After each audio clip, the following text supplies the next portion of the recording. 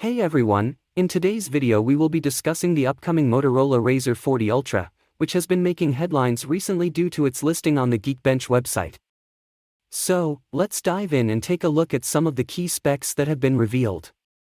The Motorola Razr 40 Ultra has scored an impressive 1285 points on the single-core test and 3810 points on the multi-core test in Geekbench 6.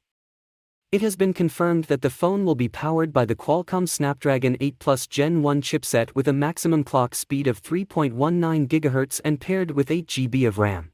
The phone is expected to run Android 13 with a layer of MIUX 5 on top. Reports suggest that the phone will come with a big cover display, although the exact size is yet to be confirmed. Recent leaks suggest that the cover display will be larger than the 3.26-inch cover display found on the Oppo Find N2 Flip. The device is also expected to have a 6.7-inch OLED foldable display with a refresh rate of 144 Hz on the inside. The Motorola Razr 40 Ultra will feature two cameras on the back, along with a flash, while the front camera will be located beneath the display without any visible hole punch or notch cutout. The phone is expected to pack a 3640 mAh battery with 33W fast charging support. According to recent reports, the company is planning to unveil the Motorola Razr Pro and Razr Lite smartphones for a global audience on June 1 in Madrid, Spain.